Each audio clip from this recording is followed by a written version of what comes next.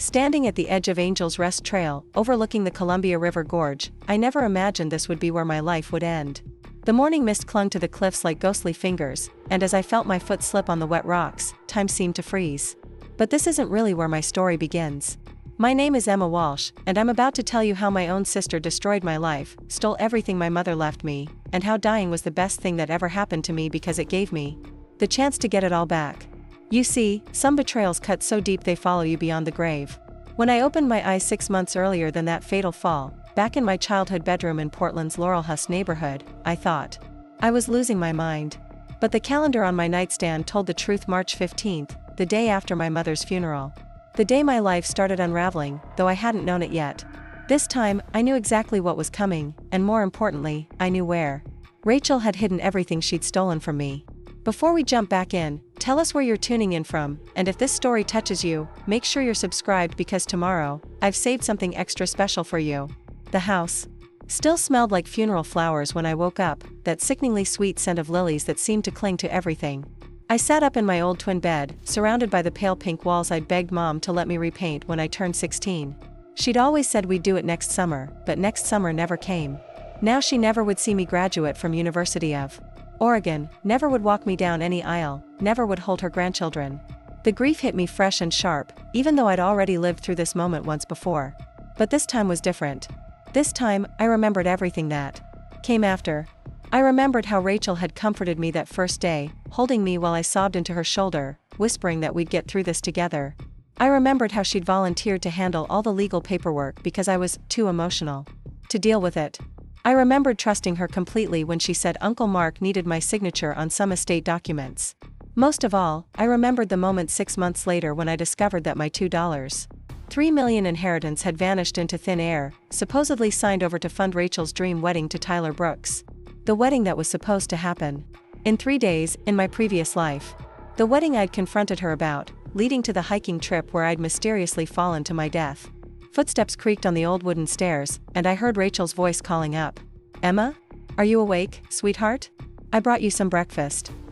My sister appeared in the doorway, balancing a tray with toast and coffee, looking like the picture of concern. At 25, Rachel had always been the beautiful one, with her honey blonde hair that caught the light just right and her ability to make anyone believe whatever she wanted them to believe. She wore a soft gray sweater that somehow managed to look both morning appropriate and flattering, and her blue eyes were rimmed with just enough red to suggest she'd been crying. You look pale, she said, setting the tray on my nightstand. Did you sleep at all? I stared at her, this woman who had shared a bathroom with me for 18 years, who had taught me how to braid friendship bracelets and had held my hair back when I was sick with the flu. This woman who had systematically planned to rob me blind while comforting me through the worst loss of my life. I had strange dreams, I said carefully, testing how much I could reveal. Really vivid ones. Like I could see the future. Rachel's laugh was light and dismissive. Grief does that to people. Your mind is just trying to process everything. She sat on the edge of my bed, reaching out to smooth my hair.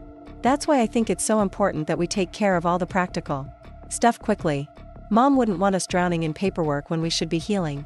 There it was. The setup, delivered with perfect sisterly concern. In my original timeline, I'd nodded gratefully and let her handle everything. This time, I had other plans. What kind of practical stuff? I asked, sitting up straighter. Well, Uncle Mark needs to meet with us this afternoon about the will. There are some documents that need signatures, beneficiary forms, that sort of thing. I told him I'd help walk you through it all since I know how overwhelming legal stuff can be for you. The condescension in her voice was subtle but unmistakable. Poor little Emma, too naive and emotional to handle adult responsibilities. It was a narrative Rachel had been building my entire life, positioning herself as the responsible older sister while painting me as the dreamy, impractical one. It had worked beautifully to set up her con. That's really thoughtful of you, I said, forcing a smile. But I think I want to understand everything Mom left us. She always said knowledge was power, right? Something flickered across Rachel's face, too quick to catch if I hadn't been looking for it. Of course, but you know how complicated legal language can be. I just don't want you getting confused or making any mistakes when you're grieving. I'll be fine, I said firmly. Actually, I was thinking I might want to get my own lawyer to explain things to me. Someone who can take the time to make sure I understand everything. The temperature in the room seemed to drop several degrees. Rachel's hand stilled on my hair, and when she looked at me, there was something sharp and calculating in her eyes that I'd never noticed before. Emma, that would be incredibly expensive, and honestly, kind of insulting to Uncle Mark. He's been handling our family's legal stuff for years, and he's doing this for free because he loved Mom. Getting another lawyer involved would just complicate things unnecessarily. I nodded as if considering this. You're probably right. It's just, this inheritance is probably the most money I'll ever have in my life, you know? I want to make sure I don't mess anything up. You won't mess anything up, Rachel said quickly. I'll be right there with you, and so will Uncle Mark. We'll make sure everything is handled properly. The irony was almost funny. She'd make sure everything was handled properly for her, all right. I spent the morning wandering through the house, seeing it with new eyes. The Victorian mansion had been in our family for 3 generations, and every room held memories. But now I also saw it as a crime scene. I knew that upstairs in Mom's bedroom, Rachel had already started going through the jewelry box, mentally cataloging what she could sell. I knew that in the study, she'd been photographing important documents with her phone.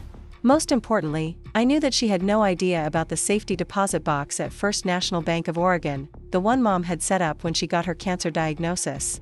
The one where the real will was hidden. Mom had been smarter than any of us realized. She'd suspected something was off about Tyler Brooks from the moment Rachel brought him home 6 months ago. She'd hired a private investigator and discovered that Tyler was nearly bankrupt, living off credit cards and his charm. She'd also noticed how Rachel's spending had increased dramatically since she'd started dating him. Expensive dinners, designer clothes, weekend trips to wine country. Mom had quietly moved the majority of her assets into a trust that only I could access, leaving detailed instructions in a safety deposit box that she'd told me about during one of our last conversations. In the hospital. Just in case anything happens to me before I can update my will properly, she'd said, pressing the small key into my hand. Promise me you'll check box 847 at First National if anything seems wrong. I'd thought she was being paranoid, weakened by chemotherapy and pain medications. I'd put the key in my jewelry box and forgotten about it until after she died, and by then Rachel had already begun her campaign to handle everything. This time, I wouldn't wait. Around noon, I told Rachel I was going for a walk to clear my head. Instead, I drove to the bank downtown, my hands shaking as I inserted the small key into box 847. Inside, I found everything, the real will that left everything to me, copies of the PI's report on Tyler, and a letter from Mom explaining her suspicions about Rachel's intentions. My dearest Emma, the letter began in Mom's careful handwriting. If you're reading this, then something has happened to me and you've discovered that things aren't as they seem. I pray I'm wrong about Rachel, but a mother's instincts are rarely mistaken. Your sister has always struggled with jealousy, and I fear that Tyler has awakened the worst parts of her nature. Everything I've worked for, everything your grandfather built, belongs to you. Don't let anyone convince you otherwise. I sat in the small, windowless room and cried for the mother who had tried to protect me even from beyond the grave, and for the sister who had chosen greed over love. When I returned home, Rachel was waiting in the kitchen with Uncle Mark. He was a kind man in his late 40s who genuinely believed he was helping our family through a difficult time. He had no idea that the documents Rachel had prepared were forgeries, that the signatures she'd practiced were mine, or that the grief-stricken young woman he was trying to protect was actually the victim of an elaborate con. Emma, sweetheart, Uncle Mark said, standing to hug me. I'm so sorry for your loss. Your mother was an incredible woman.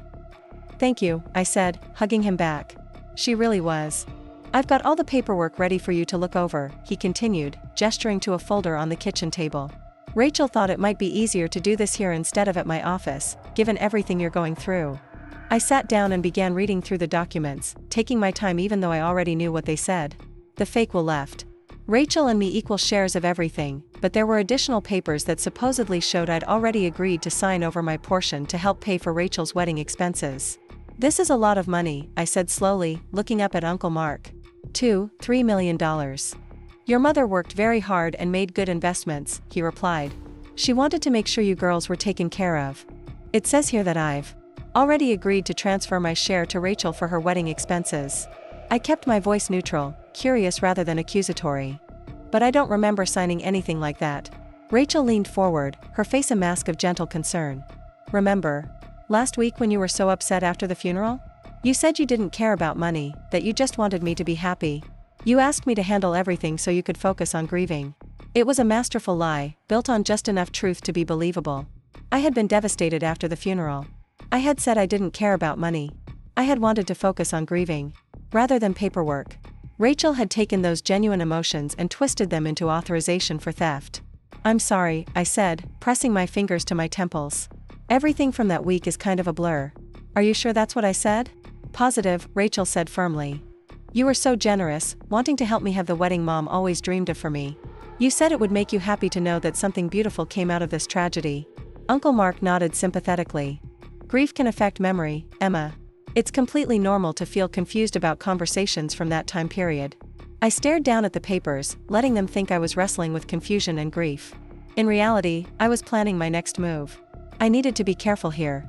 If I revealed too much too quickly, Rachel might panic and destroy evidence or disappear, with whatever money she'd already accessed. I needed to play this slowly and strategically. The thing is, I said finally, I've been thinking a lot about what Mom would have wanted. And I remember her always saying that big financial decisions should never be made when you're emotional. Rachel's smile tightened almost imperceptibly. But you weren't making an emotional decision, Em. You were being incredibly generous and practical. The wedding is in 3 days, and all the deposits have already been paid. With whose money? I asked innocently. Well, mine, obviously. I've been saving for this wedding for 2 years. But some of the vendors require final payments that are more than I expected, and Tyler's business has had some cash flow issues lately. Another lie. Tyler's business was non-existent, and Rachel's savings account had been drained months ago paying for his lifestyle. But I nodded as if this all made perfect sense. I think I need some time to think about this, I said, closing the folder. Uncle Mark, would it be possible to hold off on filing anything for a few days? I want to make sure I'm making the right decision. Uncle Mark looked uncomfortable. Well, normally I'd say of course, but with the wedding being so soon. The wedding can wait, I said firmly. If Tyler really loves Rachel, he'll understand that I need time to process losing my mother before I make major financial decisions. Rachel's mask slipped just slightly, showing a flash of panic. Emma, you can't be serious. We've sent out invitations, booked the venue, ordered flowers. There are 200 people expecting to celebrate with us on Saturday. Then maybe you should have made sure you could afford it before you planned such an expensive wedding, I said quietly. The silence that followed was deafening.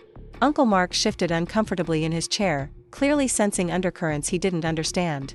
Rachel stared at me with an expression I'd never seen before, something cold and calculating that made me realize I'd never really known my sister at all. Emma, Rachel said carefully, I think grief is making you say things you don't mean. Maybe you should go rest, and we can talk about this tomorrow when you're feeling more like yourself. I'm feeling exactly like myself, I replied, standing up from the table. Maybe for the first time in a long time. As I walked out of the kitchen, I heard Uncle Mark say quietly, Rachel, maybe Emma has a point about waiting. These are big decisions. And I heard my sister's response, delivered in a voice so low and vicious that it sent chills down my spine, don't worry about Emma. I'll handle her. That night, I lay in my childhood bed listening to Rachel pace the floor above me in her old room. I could hear her on the phone, though I couldn't make out the words. I knew she was talking to Tyler, probably strategizing about how to salvage their plan. In my original timeline, this would have been the point where Rachel convinced me that I was being selfish and cruel, that I was ruining her happiness out of jealousy and grief. She would have worn me down with tears and guilt and accusations until I signed whatever papers she put in front of me. Then, 6 months later, when I discovered the truth, she would have feigned shock and blamed Tyler for manipulating both of us. But this time, I had advantages she couldn't even imagine. I knew about the real Will. I knew about Tyler's financial situation. Most importantly, I knew that David Chen, the estate lawyer who worked in the building next to Uncle Mark's office, had been trying to reach me for weeks about some irregularities he'd noticed in the paperwork. Preparing and narrating this story took us a lot of time, so if you are enjoying it, subscribe to our channel, it means a lot to us. Now back to the story. David Chen, who in my previous life had tried to help me recover my stolen inheritance. David Chen, who had been the one person to believe me when I said Rachel had forged my signature. David Chen, who had held my hand when I cried in his office. And who had kissed me softly in the parking garage after our third meeting, whispering that we'd find a way to make things right. David Chen, who had been at my funeral, looking devastated and guilty, probably wondering if he could have done more to help me. This time, I wouldn't wait for him to find me. This time, I'd find him first. The next morning, I told Rachel I was going to visit Mom's grave. Instead, I drove to the law offices of Chen and Associates, located in one of those beautifully restored brick buildings in Portland's Pearl District. I'd looked him up online the night before, learning that he specialized in estate law and had a reputation for taking on cases where families were fighting over inheritances. The receptionist, a woman in her 50s with kind eyes, looked surprised. When I asked to see David Chen without an appointment. He's usually booked solid, she said apologetically, but let me check if he has a few minutes. What's this regarding? The Linda Walsh estate, I said. I think he's been trying to reach me. Her expression changed immediately. Oh, you're Emma Walsh?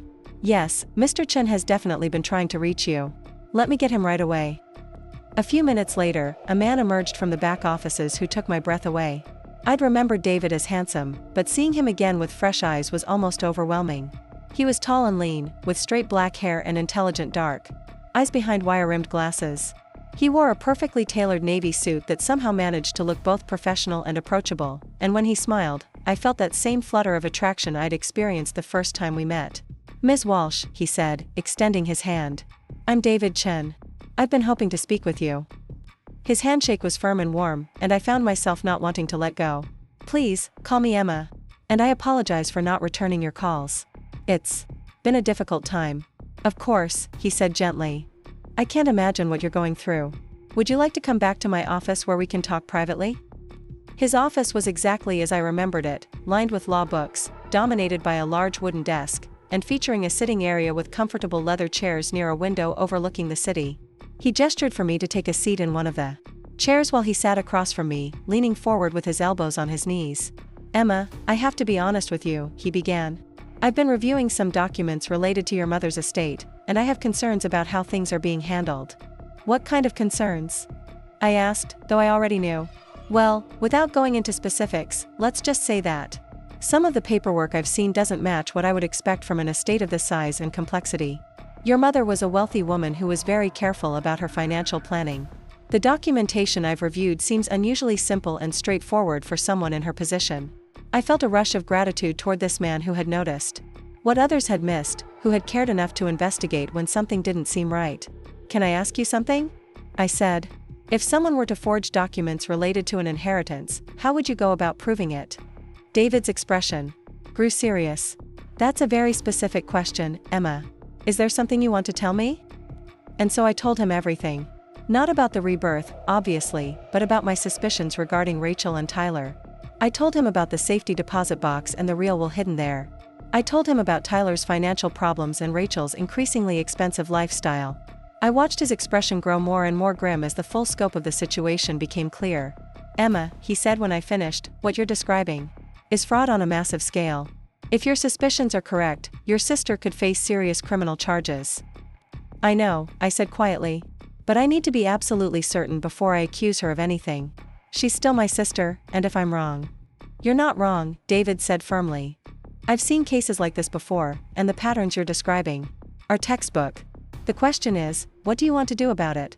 I looked out the window at the city below, thinking about Rachel pacing her room the night before, about Uncle Mark's uncomfortable expression, about Tyler Brooks and his false charm and empty bank accounts. I want to stop her, I said. But I want to do it in a way that protects innocent people like Uncle Mark, and I want to make sure I get back everything she's stolen. David nodded slowly. That's going to require careful planning. We'll need to document everything, gather evidence, and probably involve law enforcement at some point. Are you prepared for this to get ugly? I met his eyes, seeing concern and determination there in equal measure. In my previous life, I'd fallen in love with David's integrity, his intelligence, and his unwavering commitment to justice. But I'd also fallen in love with the way he looked at me like I was someone worth fighting for, someone worth protecting. I'm prepared, I said. But I can't do this alone. You won't be alone, David promised, reaching across to take my hand. I'll be with you every step of the way. The electricity I felt at his touch was immediate and overwhelming, just as it had been before. But this time, I wasn't a desperate woman who'd lost everything, clinging to the only person who believed her. This time, I was someone with knowledge and power, choosing to trust this remarkable man with the truth. There's something else, I said. The wedding is supposed to be this Saturday. If we're going to stop this, we need to move fast. David squeezed my hand gently. Then we'd better get started. David wasted no time putting our plan into motion. Within an hour of our meeting, he'd arranged for a handwriting expert to examine the documents Rachel had prepared, and scheduled an appointment with the bank manager at First National to verify the contents of Mom's safety deposit box. But first, he wanted to understand exactly what we were dealing with. We need to approach this systematically, he explained. As we sat in his conference room, surrounded by legal pads and laptops. If Rachel has been planning this for months, she's probably covered her tracks carefully. We need to find the holes in her story. I watched him work, impressed by how methodical and thorough he was. He'd created a timeline stretching back 6 months, marking every significant event from Tyler's arrival in Rachel's life to Mom's death to the upcoming wedding. He'd also started a file of financial records, cross-referencing Rachel's known expenses with her supposed income from her job at the marketing firm downtown. "Tell me about Tyler," David said, looking up from his notes. "When did Rachel first meet him, and what did your mother think of him?" I closed my eyes, remembering those early days when Rachel had been so excited about her new boyfriend. She met him at some charity gala in November. He was charming, sophisticated, claimed to own an import business. Mom was polite to him at first, but I could tell she had reservations. What kind of reservations? Little things. He never talked specifics about his work, always paid for expensive dinners with cash, drove a leased car instead of owning one. Mom noticed that he seemed to know a lot about antiques and art, almost like he was appraising our house when he visited. David made notes as I spoke. "And when did Rachel's spending increase?" "Almost immediately. New clothes, expensive jewelry, weekend trips to Napa Valley. She said Tyler was teaching her to appreciate the finer things in life. When I asked how she could afford it all, she said she'd gotten a promotion at work." "Did you verify that with her employer?" I shook my head, feeling foolish. I trusted her. "She's my sister." "Emma," David said gently, "trusting your family isn't foolish. It's normal. The people who abuse that trust are the ones in the wrong, not you." He pulled out his laptop and began typing. "I'm going to run a background check on Tyler Brooks. I have access to databases that can tell us about his financial history, criminal record, previous addresses. If he's done this before, we'll find out." While David worked on his computer, I called Mrs. Carter, our family's housekeeper. Helen had worked for our family for 15 years, and she'd been like a second mother to me after Dad died when I was 12. If anyone would have noticed strange behavior around the house, it would be her. "Emma, sweetheart," Helen's warm voice came through the phone. "How are you holding up, dear?" "I'm okay, Mrs. Carter. Actually, I was wondering if I could ask you about something. Did you notice anything unusual in the weeks before Mom died? Anyone going through her things, or any strange conversations?" There was a pause on the other end of the line. "Well, now that you mention it, there were a few things. Your sister was spending a lot of time in your mother's study, said she was helping organize financial papers. And that young man of hers, Tyler, he seemed very interested in the artwork. Asked a lot of questions about where pieces came from, how old they were." My stomach tightened. "Did he ever take photos of anything?" "I saw him with his phone out a few times, but he said he was just admiring your mother's taste." "Emma, is something wrong?" "I'm not sure yet," I said carefully. "Mrs. Carter, I need to ask you something important, and I need you to keep it between us for now. Do you remember seeing any paperwork that I supposedly signed? Anything about the inheritance or wedding expenses?" Another long pause. "Emma, honey, I clean that house top to bottom every week. I've never seen you sign any papers in your mother's study. But I did see Rachel practicing signatures at the desk one evening. When I asked what she was doing, she said she was working on her new married name for after the wedding.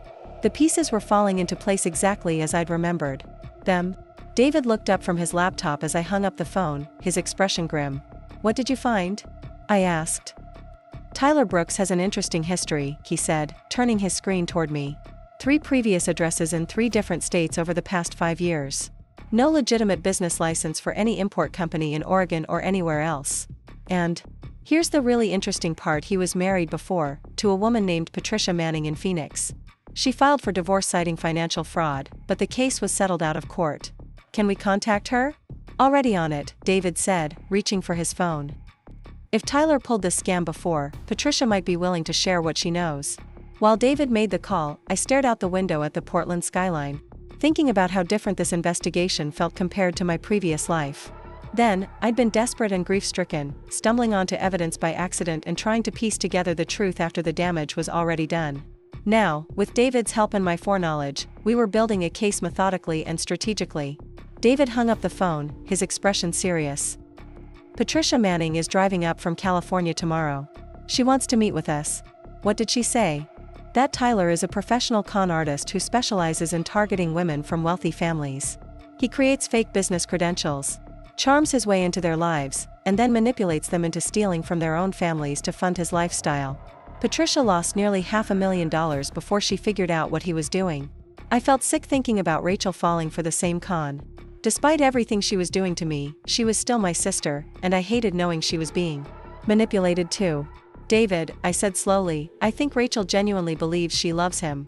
Which means when this all comes out, she's going to be devastated. That's something we'll have to deal with when the time comes, he replied. Right.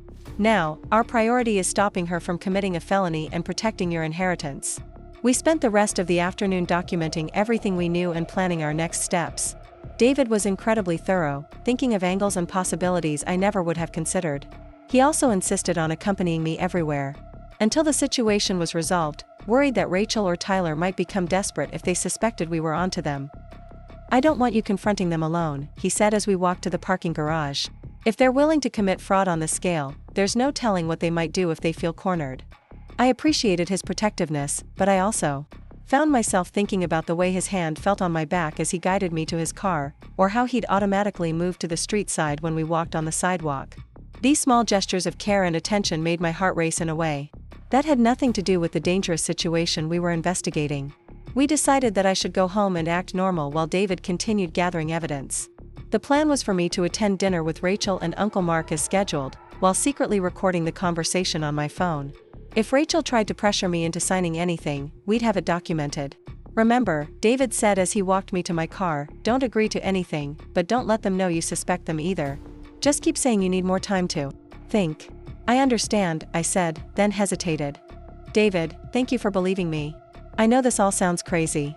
It doesn't sound crazy at all, he replied. It sounds like a young woman trying to protect herself from people who should be protecting her instead. The drive home gave me time to prepare mentally for what was coming.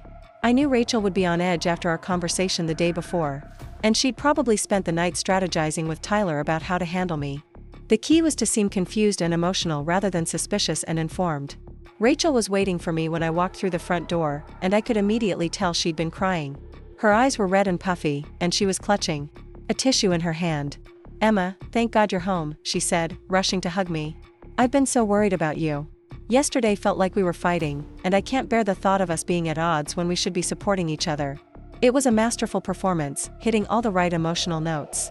In my previous life, this display of vulnerability had completely disarmed me, making me feel guilty for questioning her motives. I'm sorry if I seemed upset yesterday, I said carefully. I'm just feeling overwhelmed by everything. Of course you are, Rachel said, leading me into the living room. That's why I think it's so important that we handle all this legal stuff quickly, so you can focus on healing instead of worrying about paperwork and finances. Tyler was sitting on our mother's antique sofa, looking perfectly at ease in a way that now struck me as presumptuous. He stood when I entered, flashing that $1,000,000 smile that had charmed Rachel so completely.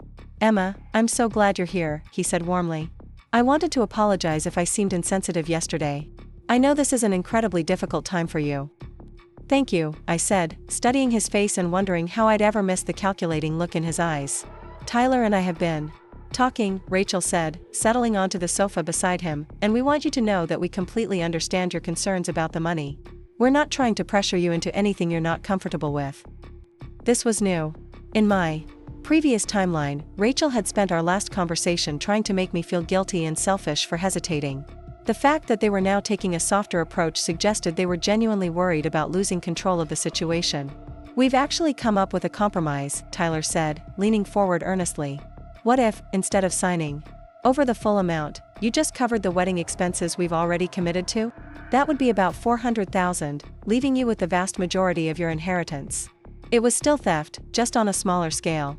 They were testing to see if I'd accept of lesser fraud, probably planning to come back for the rest later once they were safely married and had legal standing as my brother-in-law. $400,000 is still a lot of money, I said slowly. But it's not nearly as much as the full amount, Rachel pointed out. And honestly, Em, it would mean the world to me to know that you helped make my wedding dreams come true. Mom always said she wanted to see me married in style. The manipulation was subtle but effective, invoking Mom's memory and framing the theft as a gift of love. I had to admire the psychology of it, even as it made me furious. Can I ask you something? I said, looking directly at Tyler.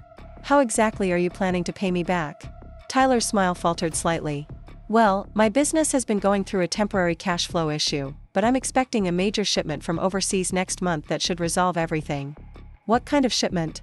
Antiques, mostly. High-end pieces from estate sales. In Europe.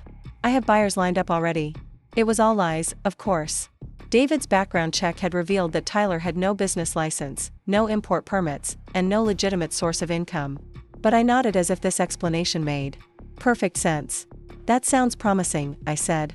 Maybe I could meet some of your business partners? Just to get a better sense of how solid these deals are.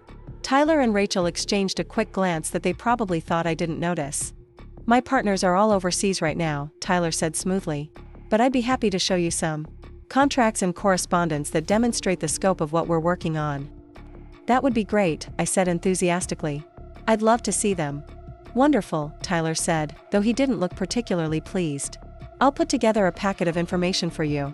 Uncle Mark arrived for dinner shortly after, carrying a new set of legal documents that Rachel had apparently requested. I could see the stress on his face as he greeted me, and I realized he was genuinely torn between wanting to help our family and sensing that something wasn't quite right about the situation. Emma, I've prepared some alternative paperwork based on the conversation we had yesterday, he said, setting his briefcase on the dining room table. These documents would allow you to provide financial assistance for the wedding while maintaining control over the majority of your inheritance. I saw Rachel's jaw tighten almost imperceptibly. This wasn't what she'd wanted, but she couldn't object without revealing her true intentions. That sounds much more reasonable, I said, earning a grateful smile from Uncle Mark. We sat down to dinner, which Mrs. Carter had prepared before leaving for the evening.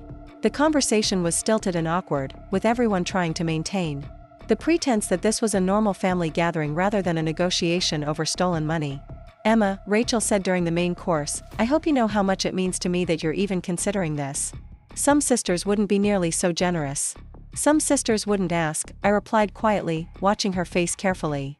I'm not asking as your sister, she said, her voice taking on a slight edge. I'm asking as someone who's about to become part of a new family, someone who needs your help to start her married life properly. And what happens if Tyler's business deals don't work out? I asked. What happens if you can't pay me back? They'll work out, Tyler said confidently.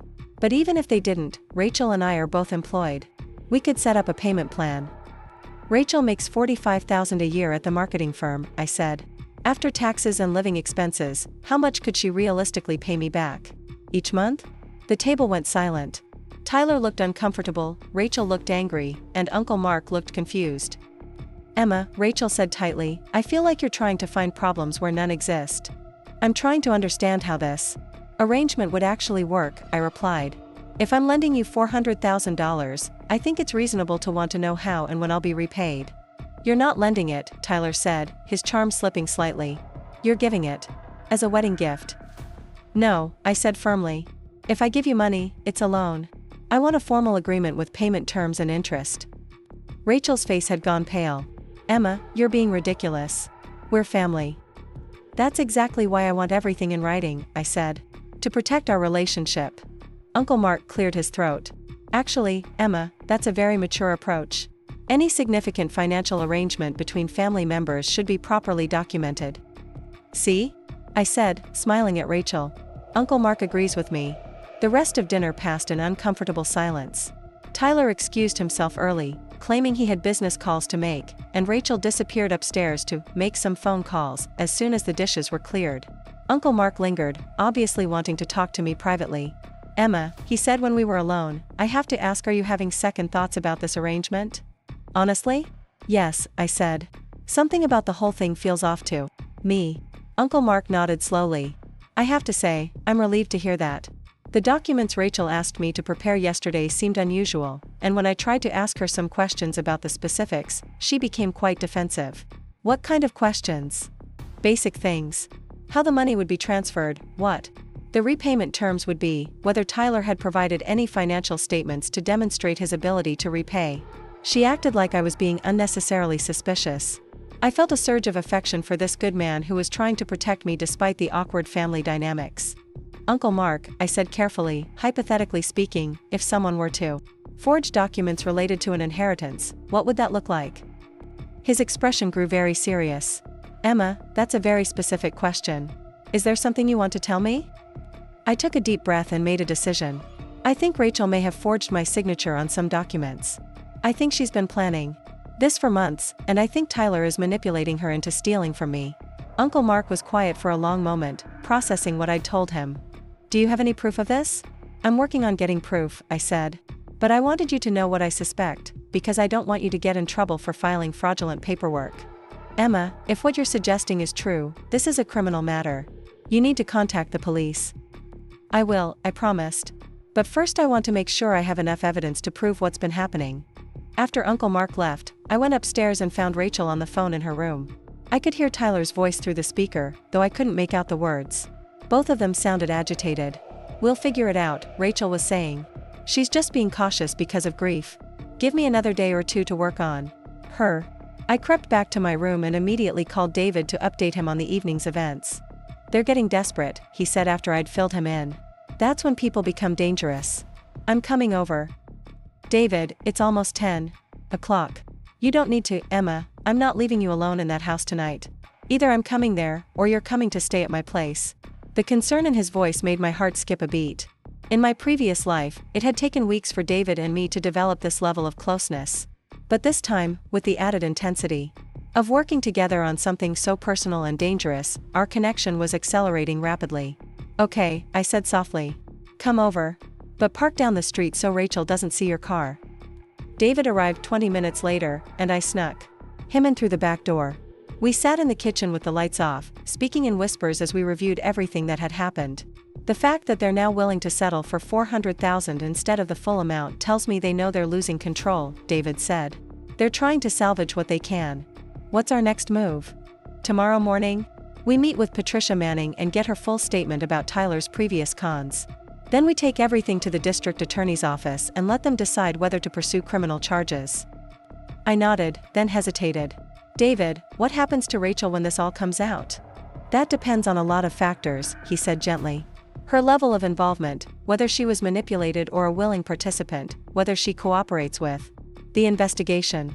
But Emma, you can't protect her from the consequences of her choices. I know, I said quietly. It's just hard to accept that my own sister would do this to me. David reached across the table and took my hand. I know it's hard. But you're not responsible for her actions, and you don't owe it to her to let yourself be victimized. Sitting in the dark kitchen, holding hands with this incredible man who was risking so much to help me, I felt something shift inside me. The grief and betrayal were still there, but they were being overshadowed by something else. Hope, maybe. Or the beginning of love. David, I said impulsively, after this is all over, would you like to have dinner with me? Somewhere that isn't about legal documents or criminal investigations. Even in the dim light, I could see his smile. Emma Walsh, I would love nothing more. Patricia Manning arrived at David's office the next morning looking like a woman who'd been through hell and survived to tell about it. She was in her early 30s, professionally dressed, with the kind of guarded expression that spoke of hard-won wisdom about trusting people. Thank you for driving up here, David said, offering her coffee as we settled into his conference room. I know this can't be easy to talk about. It's not, Patricia agreed, but if I can prevent another woman from going through what I went through, it's worth it. She pulled out a thick folder from her purse and placed it on the table. Everything's in here. Photos, financial records, copies of forged documents, recorded conversations. Tyler Brooks destroyed my life, and it took me 2 years to put the pieces back together. I listened in fascination and growing horror as Patricia told her story. Tyler had approached her at a charity fundraiser in Phoenix, claiming to be an art dealer who specialized in European acquisitions. He'd been charming, sophisticated, and seemingly wealthy, driving an expensive car and wearing designer clothes.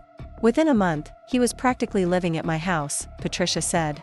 He convinced me that he was on the verge of a major business breakthrough, but he needed capital to complete a deal involving a collection of paintings from a French estate. He said if I could loan him the money, he'd pay me back double within 6 months. How much did you give him? I asked. Initially, $200,000. But then there were complications with the deal, additional fees, unexpected expenses. Over the course of 8 months, I gave him nearly $500,000. All of which disappeared, David said. Every penny. There was no art collection, no French estate, no business at all. Tyler had created fake websites, forged documents, even hired actors to pose as business partners during phone calls. When I finally realized what was happening and confronted him, he simply disappeared. Patricia opened her folder and spread documents across the table. Here's what really got to me: he didn't just steal my money. He stole my trust in my own judgment. He made me doubt everything I thought I knew about people and relationships. I studied the papers she'd brought, seeing eerie parallels to what was happening with Rachel. The same pattern of small requests escalating to larger ones, the same combination of romantic manipulation and business opportunity, the same pressure to act quickly before a fictional deadline. Did you ever suspect he might be doing this to other women? David asked. I hired a private investigator after he disappeared, Patricia said. Tyler Brooks isn't even his real name. He's actually Tyler Vincent Morrison, and he's been running variations of this con for at least 10 years. There are at least 4 other women I know of who lost money to him, probably more who never reported it. My blood ran cold. Patricia, is there any chance he could become violent if cornered? She considered this carefully. Tyler's a coward at heart. He prefers manipulation to confrontation. But if he felt truly trapped, with no way out? She shrugged. I honestly don't know. I never saw that side of him. David and I exchanged glances. This information changed our approach significantly. If Tyler was a career criminal with multiple victims, the stakes were much higher than a simple family dispute over inheritance. There's something else you should know, Patricia continued. Tyler has a particular type. Young women from wealthy families who've recently experienced a loss. Death of a parent, divorce, major life transition.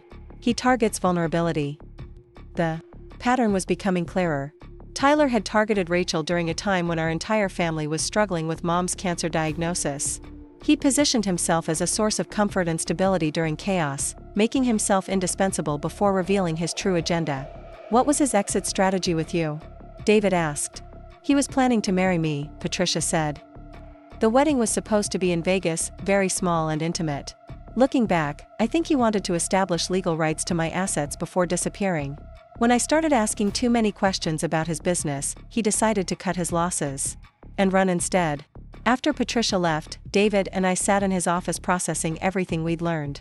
The scope of Tyler's criminal activity meant this was no longer just about protecting my inheritance, it was about stopping a predator who had victimized multiple women. We need to contact the FBI, David said. Wire fraud across state lines is a federal crime. How long will that take? I asked, thinking about the wedding that was supposed to happen in 2 days. Not long. I have contacts in the local field office who can expedite this if the evidence is solid enough. We spent the next hour organizing our evidence package.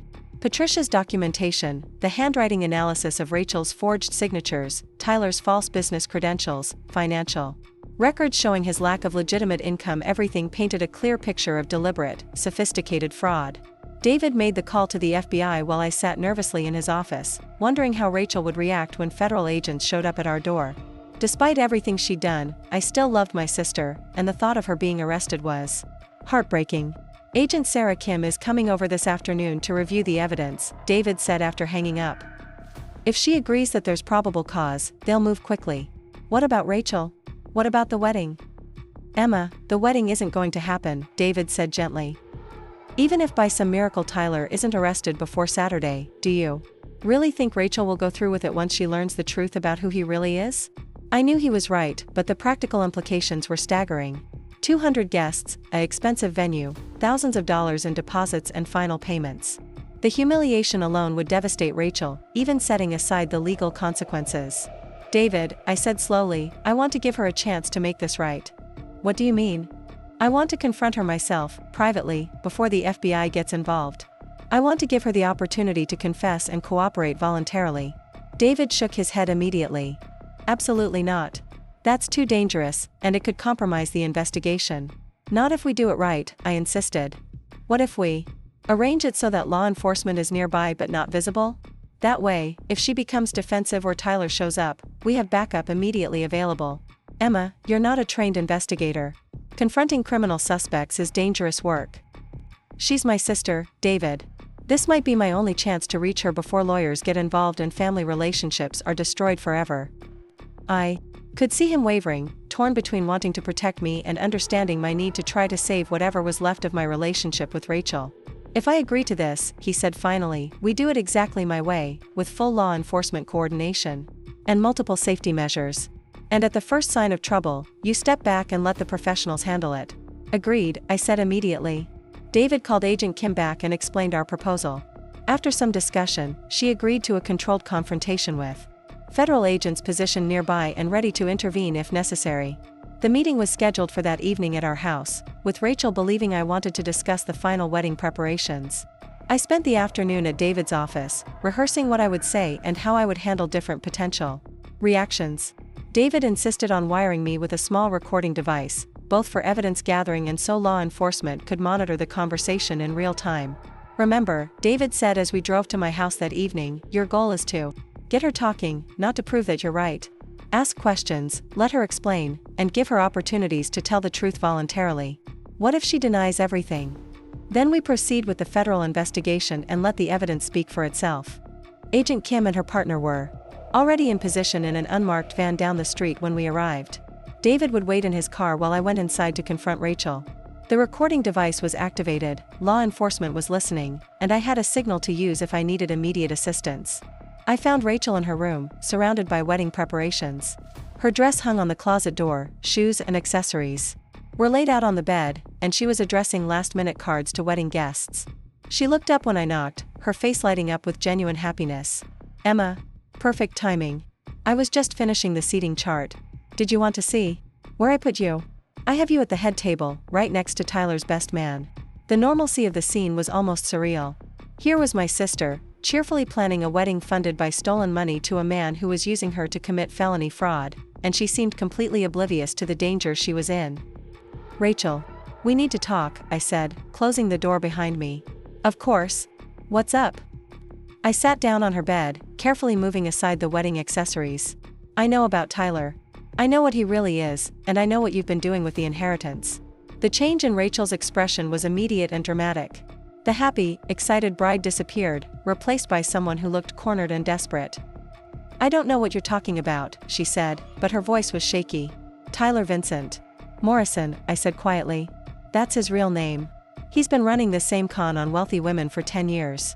Patricia Manning in Phoenix lost $500,000 to him. There are at least 4 other victims.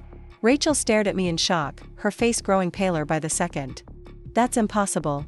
Tyler loves me. Tyler loves your access to money. I said gently. Rachel, he's been using you to steal from our family. The documents you forged, the signatures you practiced, those are federal crimes. I didn't forge anything, Rachel said desperately. You signed those papers. You agreed to help with the wedding. I never signed anything, and you know it. Mrs. Carter saw you practicing my signature.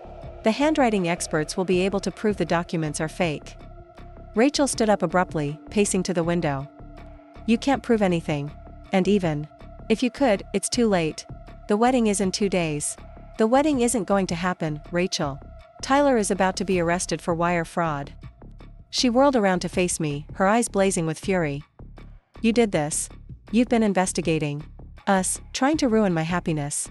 I've been trying to protect our family's assets from a career criminal, I said firmly. Rachel, he doesn't love you. He's been planning to disappear with the money as soon as you're safely married and have legal access to everything. You're lying, she said, but I could hear the doubt creeping into her voice. Patricia Manning thought he loved her too. So did the other women he conned. They all believed they were special, that they were different. Rachel sank into her desk chair, looking suddenly very young and very scared. But he proposed to me. We're getting married. Has he ever introduced you to his family? His business partners? Anyone from his life before he met you? She was quiet for a long moment. He said his family was estranged. And his business partners are all overseas. Because they don't exist, Rachel. None of it exists. I watched as the reality began to sink in. Rachel was many things: ambitious, manipulative, sometimes selfish, but she wasn't stupid. Presented with evidence and given time to think, she could see the truth of what had been happening. Oh God, she whispered, putting her head in her hands. Oh God, what have I done? You fell in love with the wrong person, I said gently. But it's not too late to make this right. She looked up at me with tears streaming down her face. Emma, I'm so sorry. I never meant for it to go this far. At first, Tyler just asked for small amounts, and he always paid them back. Then the amounts got bigger, and he said it was just temporary until his business deals came through. When did you forge my signature? Last week. Tyler said we were running out of time, that the vendors needed final payments or we'd lose everything. He convinced me that you'd agree if you weren't so emotional about Mom's death, that I was just helping move things along faster. It was the classic pattern of manipulation, building trust with small requests, then escalating gradually until the victim was in too deep to back out easily. Rachel, where is Tyler now? He went to meet with someone about final wedding payments. He said he'd be back later tonight. I felt a chill of alarm. If Tyler suspected that his con was unraveling, he might be planning to disappear with whatever money he'd already accessed. How much money has he already gotten? Rachel hesitated, then said quietly, about $300,000. He said he needed it for vendor deposits and final payments. $300,000 that was already gone, probably transferred to accounts that Tyler could access remotely from anywhere in the world. Rachel, I need you to call him. Find out where he is and when he's coming back. Why? Because the FBI is going to arrest him, and if he runs, you might be charged as his accomplice. But if you cooperate and help them catch him, it will go much easier for you. Rachel stared at me in shock. The FBI? Emma, what have you done? I've done what I had to do to protect our family, I said firmly. Tyler is a federal criminal who has victimized multiple women. This was never just about our inheritance. She reached for her phone with shaking hands and dialed Tyler's number. I listened as she asked him casual questions about his whereabouts and when he'd be home.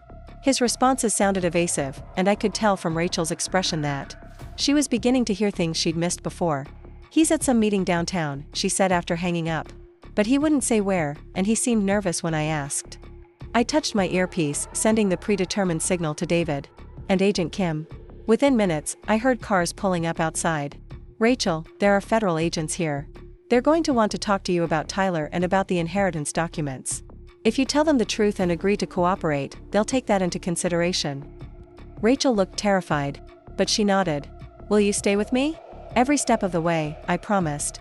The next few hours were a blur of federal agents, legal proceedings, and tearful confessions. Rachel told them everything: Tyler's manipulation tactics, the forged documents, the missing $300,000, and his increasingly suspicious behavior over the past few days. Agent Kim was professional but kind, explaining to Rachel that while she would likely face charges related to the document forgery, her cooperation would be viewed favorably by prosecutors. The FBI immediately began tracing Tyler's financial transactions and putting out alerts to prevent him from leaving the country. David stayed close throughout the entire process, providing legal advice to both Rachel and me, and making sure we understood every step of what was happening. His calm, steady presence was the only thing keeping me grounded as my family fell apart around me. Tyler was arrested at Portland International Airport at 2 a.m, attempting to board a red-eye flight to Mexico City with fake identification and nearly $400,000 in cash. The FBI had tracked his movements through credit card transactions and surveillance cameras, building a timeline that showed him liquidating assets and preparing to flee the country within hours of Rachel's phone call. I was asleep in my childhood bedroom when Agent Kim called with the news. David had stayed until midnight, making sure Rachel and I were both safe and understood the legal proceedings that would follow. The house felt different now, heavy with the weight of broken trust and shattered illusions. Rachel had cried herself to sleep in the guest room, unable to face her own bedroom with its wedding dress and scattered dreams. We recovered most of the cash, Agent Kim explained over the phone, but there's still about $50,000 unaccounted for. Brooks had been systematically draining accounts for the past week, probably planning this escape route in case things went south. The relief I felt was overwhelming. Not just about the money, though that was significant, but about the knowledge that Tyler was finally behind bars where he couldn't hurt anyone else. The investigation would continue, but the immediate threat was over. What happens to Rachel now? I asked. That's up to the district attorney's office, Agent Kim said. Given her cooperation and the evidence that she was manipulated, I expect they'll offer a plea agreement. Probably probation and restitution rather than jail time. After hanging up, I sat in my mother's kitchen watching the sunrise paint the sky pink and gold over the Portland hills. In less than 48 hours, my entire world had been turned upside down and then righted again. Rachel's wedding was supposed to be today, but instead of celebration, we'd be dealing with lawyers and federal prosecutors. Mrs. Carter arrived at her usual time, letting herself in through the back door as she had for 15 years. She took one look at my face and immediately put the kettle on for tea. I heard cars here late last night, she said gently. Police cars. I told her everything that had happened, watching her face cycle through shock, anger, and finally sadness. Helen had watched Rachel grow up, had seen her graduate high school and college, had celebrated every milestone and achievement. Learning that Rachel had been willing to steal from her own family was heartbreaking for all of us. That poor child, Helen said finally. She always wanted so much, and she was never quite satisfied with what she had. I suppose that made her an easy target for someone like Tyler. I keep wondering if there was something I could have done differently, I said. Some way I could have protected her from him. Honey, you can't protect someone from their own choices, Helen replied wisely. Rachel is a grown woman who made her own decisions. You're not responsible for fixing her mistakes. Rachel came downstairs around 10, looking pale and exhausted. She'd changed out of her pajamas into jeans and a sweater, but her hair was unwashed and her eyes were red from crying. She sat at the kitchen table without speaking, accepting the cup of tea Helen placed in front of her. I called the wedding venues this morning, Rachel said finally. Cancelled everything. Lost all the deposits, of course, but at least the guests won't show up to an empty ceremony. I'm sorry, I said, and I meant it. Whatever Rachel had done, I hated seeing her in pain. Are you? She asked, looking at me directly for the first time. Because it seems like you've been planning this for days. The investigation, the FBI, all of it. Were you ever going to give me a chance to make things right on my own? It was a fair question, and one I'd been asking myself. I was going to give you until yesterday to come clean voluntarily. When you kept pushing for the money. Instead, I knew you weren't going to stop. You could have told me what you suspected about Tyler. You could have warned me. Would you have believed me? Or would you have accused me of being jealous and trying to sabotage your happiness? Rachel was quiet for a long moment, considering.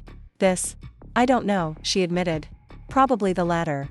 David arrived around noon with legal documents and updates from the prosecutor's office. Rachel would need to appear before a federal magistrate on Monday morning for arraignment, but as Agent Kim had predicted, they were offering a plea agreement that would involve probation and community service rather than prison time.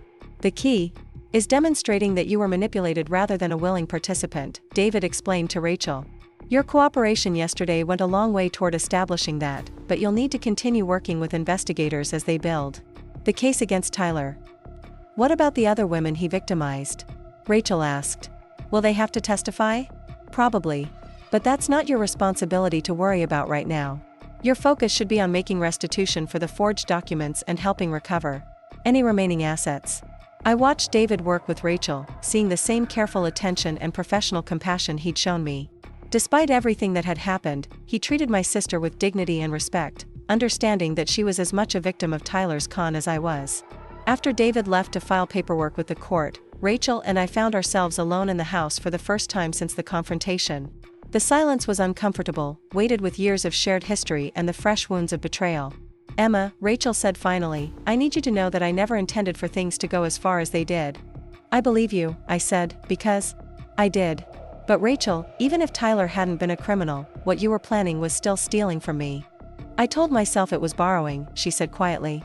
I told myself I'd pay you back as soon as Tyler's business deals came through. But you forged my signature. You knew I hadn't actually agreed to any of it. Rachel's face crumpled. I know. I kept thinking I'd find a way to make it right before you found out. Tyler said once we were married, we'd have access to better business opportunities, bigger deals. He promised we'd be able to pay you back with interest. The tragedy of it was that Rachel genuinely seemed to believe Tyler's lies, even now. She'd been so desperate to believe in the fairy tale he was selling that she'd ignored every red flag and rationalized every unethical act. Rachel, why didn't you just ask me for help with the wedding? If you'd come to me honestly and explained that you needed money, I might have said yes. Because I knew you'd ask questions about Tyler's finances, and I was afraid you'd discover things that would make you think less of him. I wanted you to see him the way I saw him, perfect and successful and worthy of our family. It was heartbreaking to hear how much Rachel had wanted my approval, even as she was betraying my trust. Our relationship had always been complicated, tinged with sibling rivalry and competition, but I'd never realized how much my opinion mattered to her. I did think less of him, I said gently. But not because of his finances. Because he was encouraging you to steal from your own family. He said it wasn't stealing because we were going to pay it back. He said families should support each other's dreams. Families should support each other, I agreed.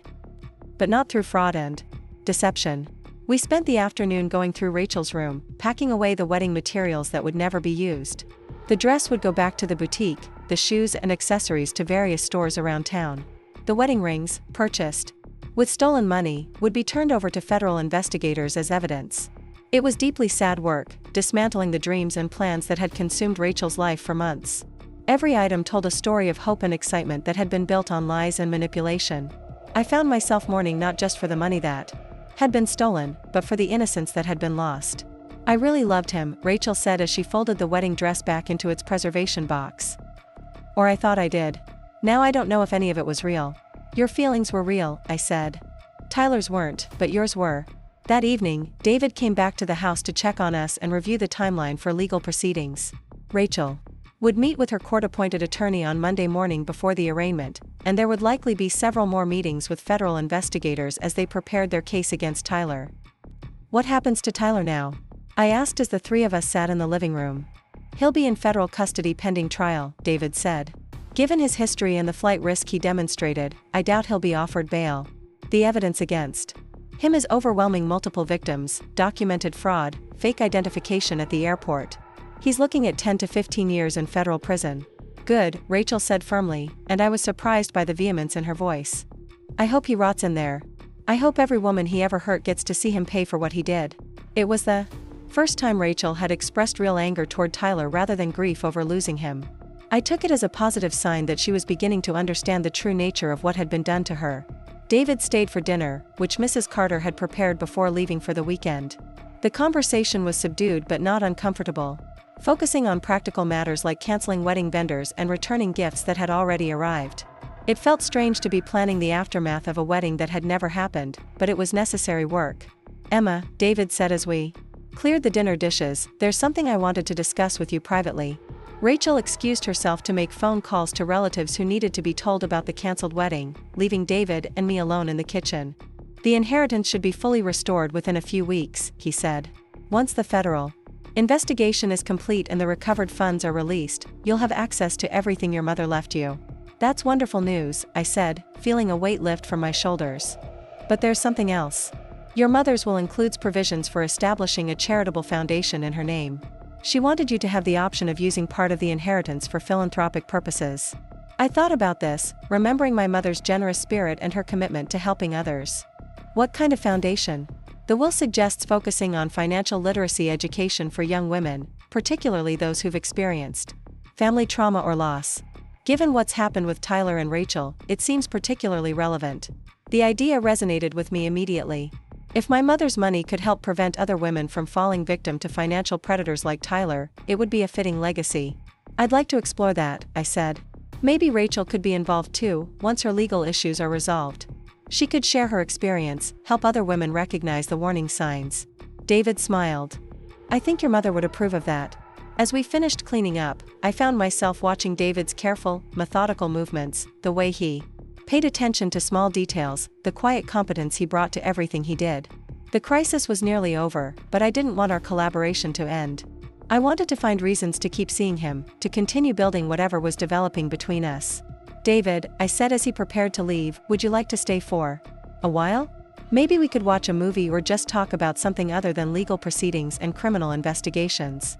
He looked surprised but pleased. I'd like that very much. We settled on the living room couch, ostensibly to watch a movie but really just to enjoy each other's company without the pressure of crisis management.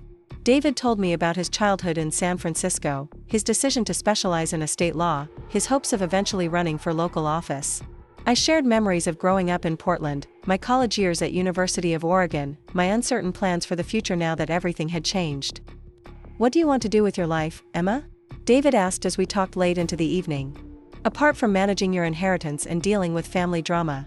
It was a question I'd been avoiding, afraid to make plans when everything felt so unsettled.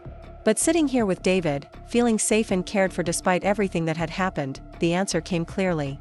I want to help people, I said.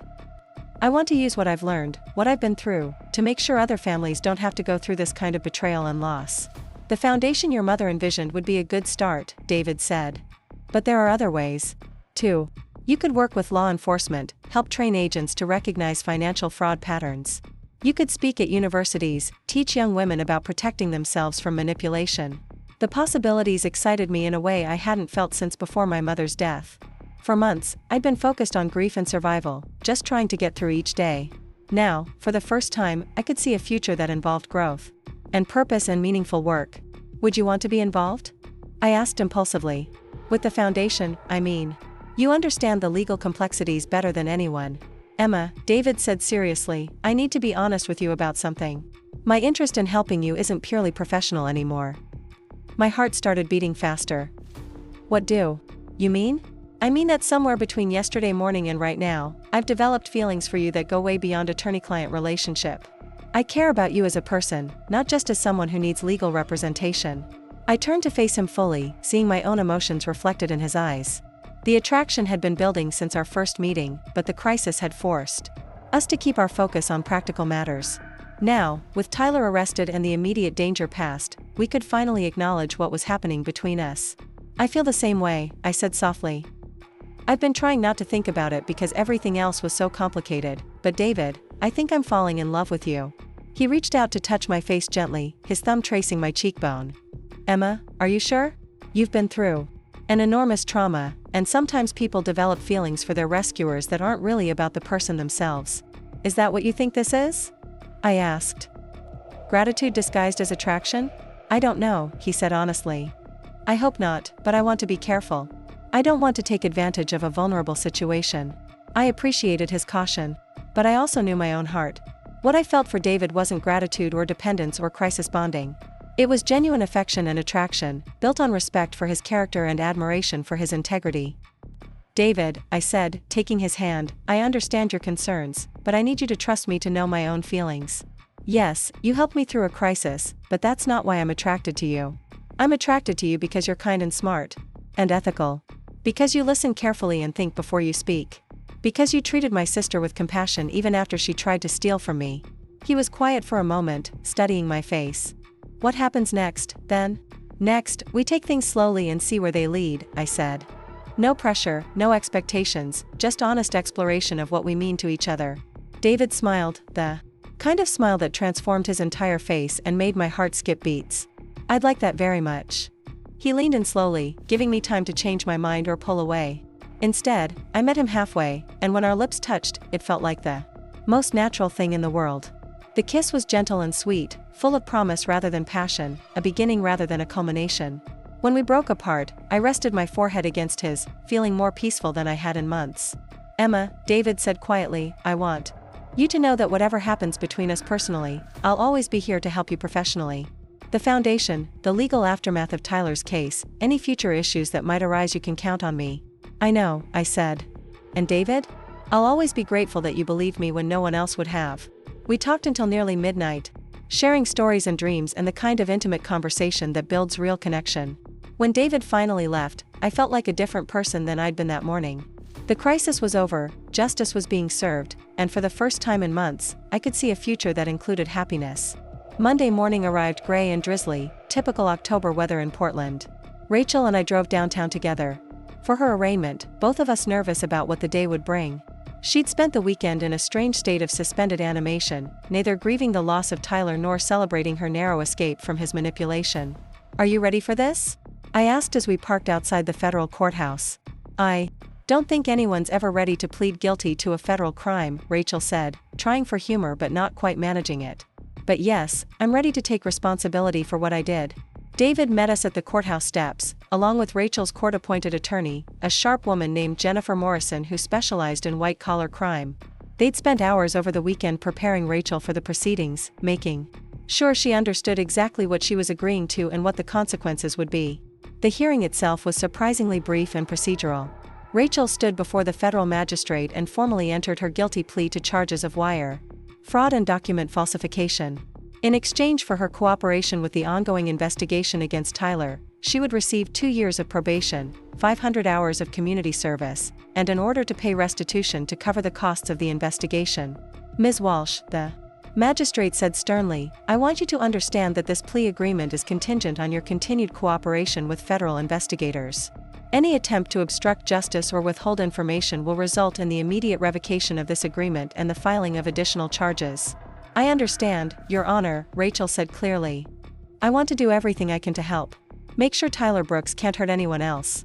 After the hearing, we met with Agent Kim and federal prosecutors to discuss Rachel's ongoing role in the case against Tyler. She would need to testify about his manipulation tactics, provide detailed information about his business claims, and help investigators understand the psychological methods he used to gain victims' trust. Your testimony will be crucial, Agent Kim explained. Tyler's defense will likely claim that his victims were willing participants who knew exactly what they were doing. Your ability to articulate how he manipulated and deceived you will help demonstrate the sophisticated nature of his criminal enterprise. It was hard to watch Rachel relive the details of her relationship with Tyler, seeing how his lies had been so carefully crafted to exploit her insecurities and desires. But it was also empowering to see her taking control of the narrative, refusing to let shame or embarrassment prevent her from seeking justice. The investigation had revealed that Tyler's criminal activities were even more extensive than we'd initially realized. In addition to the women Patricia Manning had identified, investigators had found evidence linking him to at least 6 other cases across 4 states. The total amount of money he'd stolen was approaching $2 million. And there were likely additional victims who hadn't yet come forward. He's what we call a romance scammer, Agent Kim explained. Someone who uses fake romantic relationships to commit financial fraud. It's becoming increasingly common, especially with online dating making it easier to create false identities and target vulnerable people. David and I left the courthouse around noon, while Rachel stayed behind for additional interviews with investigators. The legal proceedings would continue for months, but the immediate crisis phase was over. Rachel would begin her community service the following week, working with a nonprofit organization that provided financial counseling to low-income families. "How are you feeling?" David asked as we walked to his car. "Relieved," I said honestly. "And proud of Rachel for how she handled herself in there. She could have minimized her responsibility or tried to blame everything on Tyler, but she didn't. She's lucky to have you supporting her through this," David said. "A lot of people would have written her off after what she did." I thought about this as we drove through downtown Portland. She's still my sister. I can't just stop loving her because she made terrible choices. We decided to have lunch at a small cafe in the Pearl District, somewhere quiet where we could decompress from the morning's intensity. Over sandwiches and coffee, we talked about practical next steps for restoring my inheritance and beginning work on the charitable foundation. "The paperwork should be finalized within 2 weeks," David said. "Once the FBI releases the recovered funds and the court processes the restitution orders, you'll have full access to your mother's estate." "And then what?" I asked. "I mean, I've been so focused on getting the money back that I haven't really thought about what comes after." "Then you get to decide what kind of life you want to build," David said. "The foundation work, if that's what you choose. Travel, education, investment opportunities. For the first time in months, you'll have real choices." It was an overwhelming prospect, having that kind of freedom and financial security. I'd grown up in comfort, but never with the knowledge that I had enough money to truly change the world if I wanted to. "David," I said carefully, "I want to ask you something, and I need you to be completely honest with me." "Of course. If I hadn't inherited this money, if I was just a regular person dealing with regular family drama, would you still be interested in me romantically?" He set down his coffee cup and looked at me seriously. "Emma, I need you to understand something. The woman I'm falling in love with isn't the one with the inheritance. It's the one who spent 3 days methodically building a case against her own sister because she refused to be victimized. It's the one who insisted on giving Rachel a chance to confess voluntarily, even knowing it was dangerous. It's the one who wants to use her mother's money to help other women avoid the same kind of manipulation. So the money doesn't matter to you? The money is completely irrelevant to how I feel about you," David said firmly. "In fact, if anything, it complicates things because I'll always have to wonder if people think I'm with you for financial reasons." I reached across the table to take his hand. "Then let's make sure people know better." "What do you mean?" "I mean, let's be completely transparent about our relationship. No secrets, no hidden agendas, no room for anyone to question our motives." David smiled. "I like the sound of that." We spent the afternoon at David's office, working on preliminary plans for the charitable foundation. My mother's will had set aside nearly $500,000 specifically for philanthropic purposes, with suggestions for focus areas but ultimate discretion left to me. "Financial literacy education makes sense given what happened with Tyler," David said, "but we could expand it to include general empowerment programming for young women. Workshops on recognizing manipulation, building healthy relationships, making independent financial decisions." The idea excited me more and more as we developed it. We could partner with universities, community colleges, even high schools. Create age-appropriate programming that teaches critical thinking skills along with practical financial knowledge. And we could work with law enforcement to develop training materials for investigators who handle romance fraud cases, David added. Help them understand the psychological dynamics that make these crimes so effective. By evening, we had the outline of a comprehensive program that could potentially help thousands of women avoid the kind of victimization Tyler specialized in. It felt like a fitting way to honor my mother's memory while turning our family's trauma into something positive and productive. Rachel called as we were finishing up, reporting that she'd completed her interviews with federal investigators and was finally heading home. "How did it go?" I asked. "Exhausting but necessary," she said. "Emma, I want you to know that I told them everything. Every lie Tyler told me, every manipulation tactic he used, every time he pressured me to do something I knew was wrong. If it helps convict him and protect other women, it was worth the humiliation. I'm proud of you, I said, and meant it. Will you be home for dinner? I was thinking we could order pizza and just try to have a normal evening for once. It sounded perfect. David and I drove back to the house, stopping to pick up pizza and wine on the way. For the first time in a week, the three of us sat around the kitchen table without lawyers or federal agents or legal documents between us. So what happens now? Rachel asked as we shared dinner. I mean, after all the legal stuff is finished. And Tyler is in prison and we've figured out how to be sisters again. Now we rebuild, I said. You complete your community service and figure out what kind of career you want that doesn't involve stealing from family members. Rachel laughed. The first genuine laugh I'd heard from her in days. Fair enough. And you? I looked at David, who was listening to our conversation with interest and affection. I start a foundation, help other women avoid what we went through, and see where life takes me. And David? Rachel asked with a slightly teasing tone. Where does he fit into these plans? Wherever he wants to fit, I said, feeling myself blush. We're taking things one day at a time. Good, Rachel said approvingly. He's definitely an upgrade from Tyler. That's a pretty low bar, David said dryly, earning another laugh from Rachel. As the evening progressed, I watched my sister begin to seem like herself again for the first time since Tyler had entered her life. The stress and desperation that had marked her behavior for months was fading, replaced by something lighter and more hopeful. It would take time for her to fully process what had happened and rebuild her sense of self-worth, but the foundation was there. David left around 10, but not before privately asking if I wanted him to stay longer. I'm okay, I assured him. Rachel and I need some time to figure out how to be sisters again without all the external drama. Call me if you need anything, he said, kissing me gently at the front door. Tomorrow we can start working on the foundation paperwork. After he left, Rachel and I stayed up late talking about everything that had happened and everything that would come next. She apologized again for her deception and theft, and I apologized for not recognizing how vulnerable she'd been to Tyler's manipulation. Emma, Rachel said as we finally prepared to go to bed, I need you to know that even though I did terrible things, your forgiveness means everything to me. I don't know if I deserve it, but I'm grateful for it. You're my sister, I said simply.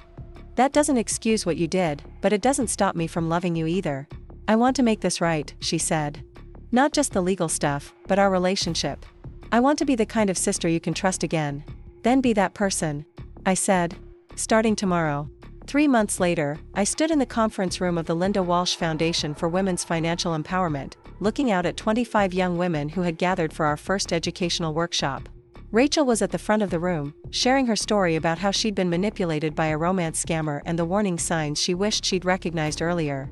The hardest part wasn't losing the money, Rachel was saying. It was accepting that someone I loved had deliberately set out to exploit my feelings and manipulate my judgment. But understanding how it happened has helped me rebuild my confidence and learn to trust my instincts again. The foundation had officially launched 6 weeks earlier, with David serving as our legal counsel and Rachel as our director of education and outreach. Her community service hours were being fulfilled through her work with the foundation, creating a program that turned her personal experience into a tool for helping others. The response had been overwhelming. Universities across the Pacific Northwest had requested our workshops, and we'd received inquiries from women's organizations as far away as New York and Florida. Apparently, romance fraud was even more widespread than we'd realized, and there was a desperate need for education and support services. Tyler's trial had concluded the month before, resulting in a conviction on 14 federal charges and a sentence of 12 years in prison. During the proceedings, 7 additional victims had come forward, bringing the total amount of money he'd stolen to nearly $3 million. Rachel's testimony had been crucial in establishing the pattern of manipulation and psychological coercion that characterized his crimes. The thing about predators like Tyler, Rachel continued, is that they're expert at finding your vulnerabilities and using them against you. They don't look like criminals. They look like Prince Charming, like the answer to your prayers. Learning to trust your instincts and ask hard questions isn't about being suspicious of everyone. It's about protecting yourself so you can build healthy relationships with honest people. I watched the faces of the women in the audience, seeing recognition and understanding as Rachel described the subtle tactics manipulators used to gain trust and control. Several of them had their own stories of financial exploitation or emotional manipulation, and the workshop provided a safe space to share experiences and learn protective strategies. David joined me at the back of the room, sliding his arm around my waist as we listened to Rachel field questions from participants. She's really good at this, he murmured in my ear. She's found her calling, I agreed. Who would have thought that the worst experience of her life would turn into her greatest strength? David and I had been officially dating for 2 months, taking things slowly but steadily, building a relationship based on mutual respect and genuine affection. He'd moved some of his law practice to specialize in representing fraud victims and helping families recover stolen assets. Together, we were creating a life that felt both meaningful and joyful. Ms. Walsh, one of the workshop participants, asked Rachel, what advice would you give to someone who thinks they might be in a relationship with a financial predator right now? Rachel paused thoughtfully before answering. First, trust your instincts. If something feels wrong, it probably is. Second, talk to people you trust who aren't emotionally invested in your relationship. Sometimes outsiders can see red flags that we miss when we're caught up in romantic feelings. And third, protect your assets. Don't give anyone access to your accounts or sign financial documents under pressure, no matter how much you love them. What if they get angry when you ask questions or set boundaries? Another participant asked. Then you have your answer, Rachel said firmly. Someone who truly loves you will respect your need to feel secure and informed. Someone who tries to pressure you or make you feel bad for being cautious is showing you who they really are. After the workshop ended, Rachel, David, and I went to dinner at our favorite restaurant in the Pearl District. It had become our monthly tradition, a chance to decompress after foundation events and catch up on each other's lives. I got the acceptance letter today, Rachel announced as we settled into our booth. Portland State approved my application for the graduate program in social work. I start classes in January. Rachel, that's wonderful, I said, genuinely thrilled for her. You'll be an amazing social worker. I want to specialize in helping victims of financial crimes, she said. Use everything I've learned to help other people rebuild their lives after being victimized. David raised his wine glass in a toast to second chances and new beginnings. We clinked glasses, and I felt a deep sense of satisfaction about how far we'd all come. 6 months ago, I'd been a grief-stricken college graduate whose life was being systematically destroyed by people she trusted. Rachel had been a desperate woman making terrible choices in pursuit of a love that was never real. David had been a workaholic lawyer who'd never had time for serious relationships. Now we were a family of choice, bound together by shared purpose and genuine affection. The foundation was helping women across the country. Rachel was building a career dedicated to service and justice. David and I were creating a partnership that felt both romantic and collaborative. Emma, David said as we walked to the car after dinner, there's something I want to discuss with you. What's up? I've been thinking about the foundation's expansion plans, and I have an idea. What if we developed a legal clinic component? Provide free or low-cost legal services to women who've been victimized by financial fraud. I stopped walking and stared at him. David, that's brilliant. So many women can't afford to hire attorneys to recover stolen assets or pursue criminal charges. Exactly. And it would be a natural expansion of what we're already doing. Education, prevention, and now recovery services all under one umbrella. We spent the drive home brainstorming how such a program might work, bouncing ideas back and forth with the easy collaboration that had characterized our relationship from the beginning. David challenged my thinking in productive ways, while I helped him see possibilities he might have missed. It was the kind of intellectual and emotional partnership I'd always hoped to find but never quite believed was possible. There's something else I want to talk to you about, David said as we pulled into my driveway. What's that? Us. Our future. Where we see this relationship going. My heart started beating faster. We'd been careful to take things slowly, not wanting to rush into anything while we were both dealing with major life changes. But lately, I'd been thinking more and more about what a permanent partnership with David might look like. What are your thoughts? I asked.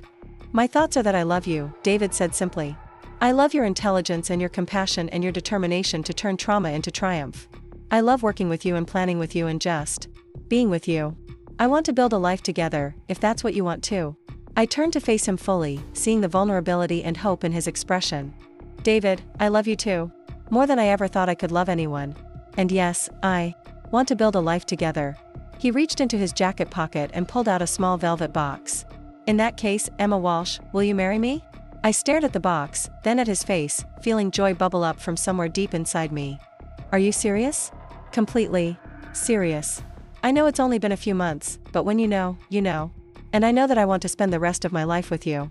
He opened the box to reveal a simple, elegant engagement ring with a single diamond surrounded by smaller stones. It was beautiful, but more importantly, it was David offering me a future based on love and partnership and shared values. Yes, I said, laughing and crying at the same time. Yes, of course I'll marry you. He slipped the ring onto my finger, then kissed me deeply as Portland city lights twinkled around us. When we broke apart, I rested my forehead against his, overwhelmed by how much my life had changed. I have one condition, I said teasingly. What's that? Rachel gets to help plan the wedding. She owes me one. David laughed. I think that's only fair. We went inside to tell Rachel the news, finding her in the kitchen grading papers for a financial literacy class she was teaching at the community college. She looked up when we walked in, took one look at our faces and my left hand. Rachel immediately started screaming with excitement, jumping up from her chair and rushing to examine my engagement ring. Oh my God, Emma. This is incredible. David, you couldn't have picked a more perfect ring if you'd tried for a year.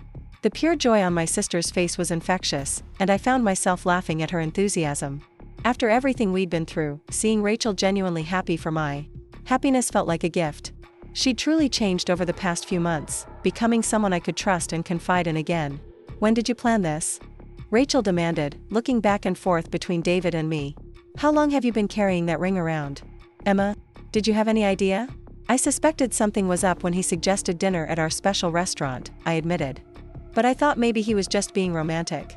David pulled me closer, his arm around my waist as we stood in the kitchen where so much of our family drama had unfolded months earlier. I'd been planning this for weeks, actually. I wanted to wait until the foundation was established and Tyler's trial was over. I wanted us to have a fresh start without any clouds hanging over our future. That's so thoughtful, Rachel said, wiping away happy tears. And Emma, you deserve this. You deserve someone who sees how amazing you are and wants to build something beautiful with you. We spent the next hour talking about engagement celebrations and wedding planning, with Rachel immediately volunteering to help coordinate everything. Her experience with event planning, even though her own wedding had been a disaster, gave her valuable insights into what worked and what didn't. The most important thing, Rachel said as we sat around the kitchen table sharing a bottle of champagne David had mysteriously produced from his car, is making sure the wedding reflects who you two really are. Not what you think people expect, not what's trendy or expensive, but what actually represents your relationship and your values.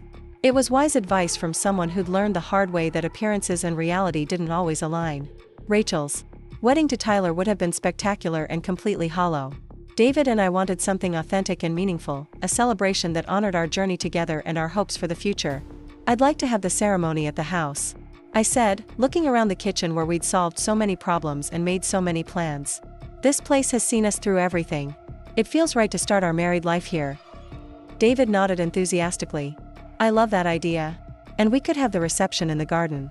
Your mother's roses should be in full bloom by spring. Spring wedding? Rachel asked. That gives us plenty of time to plan something really special. We talked until nearly midnight, brainstorming ideas for flowers and music and guest lists. It felt wonderfully normal and domestic, three people who cared about each other planning a celebration of love and commitment. After all the drama and trauma of the past year, this simple evening of happiness felt like a precious gift. The next morning, I woke up early and spent a few minutes just staring at my engagement ring, marveling at how much my life had changed. A year ago, I'd been a college student worried about final exams and job interviews. Now I was an engaged woman running a successful foundation and planning a future with an incredible man. David arrived at the house around 9 with coffee and pastries from our favorite bakery, a sweet gesture that reminded me why I'd fallen in love with him in the first place. He was always thinking of small ways to make me happy, bringing me my favorite coffee order or remembering that I preferred blueberry muffins to chocolate croissants. How does it feel to be engaged? He asked, kissing me good morning as Rachel groaned dramatically about being subjected to our romance before she'd had her caffeine. It feels perfect, I said honestly. Like everything that happened before was leading to this moment. We spent the morning at the foundation office, reviewing applications for our legal clinic program and interviewing potential staff members. The demand for our services had grown so rapidly that we were already planning to expand to a larger space and hire additional counselors and legal advocates. I have news, David said as we reviewed financial projections. The Oregon State Bar Association wants to feature our legal clinic in their quarterly newsletter. They're calling it an innovative model for providing access to justice for underserved populations. That's incredible recognition, I said, feeling proud of what we'd built together. It could help us expand to other cities too. Speaking of expansion, David said, pulling out a folder I hadn't seen before. I've been researching similar programs in other states. There's a group in Colorado doing something comparable, and another in North Carolina. I think there's potential for a national network of women's financial empowerment centers. The possibility was exciting and overwhelming. When I'd first imagined using my mother's money to help other women, I'd been thinking small and local. But the response to our work had shown that the need was much greater than I'd realized, and our model was effective enough to replicate elsewhere. That would be an incredible legacy for Mom, I said, thinking about how proud she would have been to see her daughter turning personal trauma into systemic change. But it would also be a huge undertaking. We don't have to decide anything right now, David said gently. But I wanted you to know that the potential is there if we decide to pursue it. That afternoon, Rachel and I drove to the cemetery to visit our mother's grave. I'd been there many times since her death, but this was the first time I'd brought Rachel with me since everything had been resolved. She'd been too ashamed and guilt-ridden to face our mother's memory while the legal proceedings were ongoing. "Hi, Mom," Rachel said quietly, kneeling to place fresh flowers on the headstone. "I'm sorry it took me so long to visit. I was afraid you'd be disappointed in me." I knelt beside her, touching the carved letters of our mother's name. "She wouldn't be disappointed, Rachel. She'd be proud of how you've turned your life around." "I hope so," Rachel said, her voice thick with emotion. "I want to tell you about Emma's engagement, Mom. She's marrying David, the lawyer who helped us when everything fell apart. He's wonderful, and he loves her the way she deserves to be loved. You would have liked him a lot." We sat in comfortable silence for a while, each lost in our own thoughts and memories. The October afternoon was crisp and beautiful, with golden leaves falling from the oak trees that shaded the cemetery. It felt peaceful rather than sad, a place for reflection and gratitude rather than grief. "Emma," Rachel said as we walked back to the car, "I want to ask you something, and I need you to be completely honest with me." "Of course. Do you really forgive me for what I did? Or are you just saying that because I'm your sister and you feel obligated?" I stopped walking and turned to face her. "Rachel, I forgive you because I choose to forgive you. Not because I have to, but because I want our relationship to move forward rather than being stuck in the past forever." "But how do you know you can trust me again?" "Because you've proven over the past few months that you've learned from your mistakes. Because you've worked hard to make amends and help other people avoid what you went through. Because the person you are now is someone I can respect and trust." Rachel nodded, looking relieved. "I promise you'll never have reason to doubt that trust again." "I believe you," I said, and I meant it. That evening, David and I had dinner with his parents, who had driven down from Seattle to meet me and celebrate our engagement. Michael and Susan Chen were warm, intelligent people who had raised their son to value integrity and service above personal gain. "We're so happy David found you," Susan said as we shared dessert at a cozy restaurant in the Hawthorne district. We were starting to worry he was too focused on work to ever settle down. "I was too focused on work," David admitted. "Until Emma came along and showed me what I'd been missing." "What we're most impressed by," Michael added, "is the foundation you've created together. Using personal tragedy to help others takes real strength and vision." I felt myself blushing at the praise. "It was my mother's idea originally. I'm just trying to honor her memory while making sure other families don't have to go through what we did." "David tells us your sister is involved in the work too," Susan said. "That must have taken tremendous courage and maturity to move past. What happened between you?" "Rachel's actually become our most effective advocate," I said proudly. "She has a way of connecting with victims that no one else can match. She's going back to school for social work so she can help people professionally." We talked late into the evening about wedding plans, foundation work, and family traditions. David's parents offered to host our rehearsal dinner in Seattle, where many of his relatives lived, and suggested several family traditions we might want to incorporate into our ceremony. "There's something we've been meaning to give you," Susan said to me as the evening wound down. She reached into her purse and pulled out a small wrapped box. This was David's grandmother's ring. She wore it for 63 years of marriage, and we'd be honored if you'd wear it as your wedding band. I opened the box to reveal a delicate gold band engraved with tiny flowers and leaves. It was simple and beautiful, exactly the kind of thing I would have chosen for myself. "It's perfect," I said, slipping it onto my finger next to my engagement ring. "Thank you for trusting me with something so precious." "You're family now," Michael said simply. "That's what family does." Driving home that night, I marveled at how much my life had expanded in just a few months. I'd gained not just a fiancé, but an entire extended family who welcomed me with open arms. After losing my mother and nearly losing my relationship with Rachel, having this kind of family support felt like an unexpected blessing. "Your parents are wonderful," I told David as we pulled into my driveway. "They love you already," he said. "Dad told me privately that he's never seen me this happy." "Are you?" Happy, I mean? David parked the car and turned to face me. Emma, I'm happier than I ever thought possible. 6 months ago, my life was all work and no joy. Now I wake up every morning excited about what we're building together, both personally and professionally. I feel the same way, I said softly. Like everything that happened before was preparing me for this life with you. The next few weeks passed in a blur of wedding planning and foundation work. We scheduled our ceremony for the first Saturday in May, when the garden would be at its most beautiful and the weather would be perfect for an outdoor celebration. Rachel threw herself into planning with characteristic enthusiasm, handling details like flowers and catering with the precision of a military operation.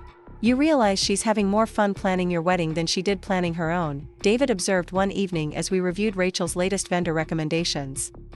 That's because this wedding is actually going to happen, I replied. And because she knows we're building something real and lasting. The foundation continued to grow rapidly. Our legal clinic was fully operational, helping women recover stolen assets and pursue criminal charges against financial predators. Rachel's educational workshops were booked solid through the following summer, and we'd received inquiries about establishing satellite programs in Portland, Seattle, and San Francisco. I've been thinking about your mother's legacy, David said. One evening as we worked late in the foundation office. She probably never imagined that her death would lead to helping thousands of women protect themselves from financial predators. She always said that everything happens for a reason, I replied. Maybe this was her reason for insisting I check that safety deposit box. Maybe she knew somehow that her real will would be the key to everything that followed. Do you really believe that? I considered the question seriously. I believe that people who love us continue to influence our lives even after they're gone. Whether that's divine intervention or just the power of love and memory, I'm not sure it matters. Tyler's sentencing hearing was scheduled for December, and both Rachel and I would be giving victim impact statements to the court. It would be our final official involvement in his case, the last chapter in a story that had dominated our lives for months. Are you nervous about testifying? I asked Rachel as we prepared our statements. No, she said firmly. I'm looking forward to it. I want Tyler to hear exactly how much damage he did, not just to me but to our entire family. And I want other victims to see that it's possible to rebuild and move forward. What do you want to say to him? Rachel was quiet for a moment, organizing her thoughts. I want to thank him, actually. Thank him? For showing me who I really am under pressure. For forcing me to confront my own capacity for dishonesty and selfishness. For creating a crisis that ultimately made our family stronger. I wouldn't choose to go through it again, but I'm grateful for who I've become because of it. It was a remarkably mature perspective from someone who had every right to be bitter and angry. Rachel had truly transformed herself over the past year, becoming someone I was proud to call my sister and grateful to have as a partner in our foundation work. The sentencing hearing was held on a cold December morning, with gray clouds hanging low over the Portland skyline. Rachel and I sat together in the courthouse, surrounded by other victims and their families. Tyler looked smaller and older than I remembered, wearing an orange jumpsuit and shackles that seemed to diminish his once commanding presence. When it was my turn to speak, I stood before the judge and looked directly at Tyler as I read my statement. Your Honor, Tyler Brooks stole more than money from my family. He stole our trust in each other, our sense of security, and our faith in our own judgment. He exploited my sister's vulnerabilities and manipulated her into betraying the people who loved her most. But what Tyler didn't anticipate was that our family would emerge stronger from this ordeal. We've used our experience to help hundreds of other women avoid the same kind of victimization. In trying to destroy us, Tyler actually gave us purpose and meaning we never would have found otherwise. I hope his time in prison gives him the opportunity to reflect on the damage he's caused and to find a better way to live. Rachel's statement was equally powerful, describing her journey from victim to advocate and her commitment to preventing other women from experiencing the same kind of manipulation. She spoke with confidence and clarity, showing no trace of the desperate, confused woman Tyler had manipulated. The judge sentenced Tyler to 14 years in federal prison, citing the sophisticated nature of his crimes and the devastating impact on his victims. As he was led away in shackles, I felt a sense of closure rather than satisfaction. Justice had been served, but more importantly, we'd all moved beyond the damage he'd caused. After the hearing, David, Rachel, and I went to lunch at our favorite restaurant to decompress and reflect on everything that had brought us to this point. It was exactly 1 year since my mother's death, and the contrast between where we'd been and where we were now was striking. I keep thinking about something Mom used to say, I told them as we shared dessert. She always said that the measure of a person isn't what happens to them, but how they respond to what happens to them. She'd be proud of both of you, David said. You've taken the worst experience of your lives and used it to help other people. That's the kind of legacy most people only dream of creating. We're not done yet, Rachel said with determination. I graduate in May, and then I want to expand our programming to reach even more women. Emma, what would you think about writing a book about our experience? The idea had actually occurred to me several times, but I dismissed it as too personal and painful to share publicly. Now, with some distance from the trauma and a better understanding of how our story could help others, it seemed worth considering. I think it could be valuable, I said slowly. Especially if we focused on the practical lessons rather than just the drama. How to recognize financial predators, how to protect yourself legally, how to rebuild trust after betrayal.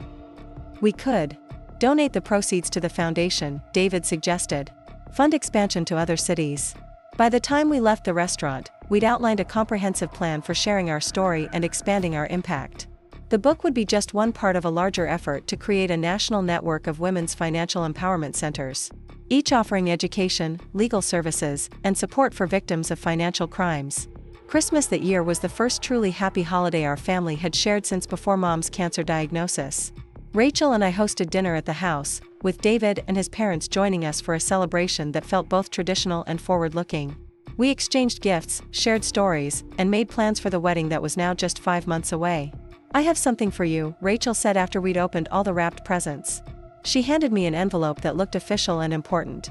Inside, I found a deed transferring ownership of a small building in southeast Portland from Rachel to the foundation.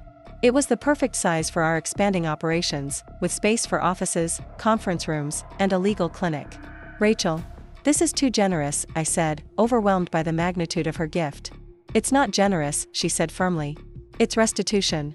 I stole from you, and now I'm making it right in the most meaningful way I can think of. This foundation is my chance to turn the worst thing I've ever done into something positive. But this building must be worth hundreds of thousands of dollars. How did you even afford it? Rachel smiled mysteriously. Remember that promotion I claimed to have gotten last year? Well, I actually did get promoted recently, and I've been saving every penny for months. Plus, I'm getting a small inheritance from Great-Aunt Margaret that I'd forgotten about. It all came together at exactly the right time. David examined the deed with professional interest. This is perfect for our needs. The location is ideal, and the space is exactly what we've been looking for. Rachel, this is an incredible gift. We spent the rest of the evening touring the building virtually on Rachel's laptop, planning how we'd configure the space for maximum impact. It felt like the final piece of a puzzle falling into place, completing the transformation from personal tragedy to public service. As winter turned to spring, our wedding preparations intensified. Rachel had outdone herself with the planning, creating an event that perfectly reflected David's and my personalities and values. Local musicians instead of a DJ, flowers from Mom's garden instead of expensive arrangements, food from our favorite restaurants instead of traditional catering.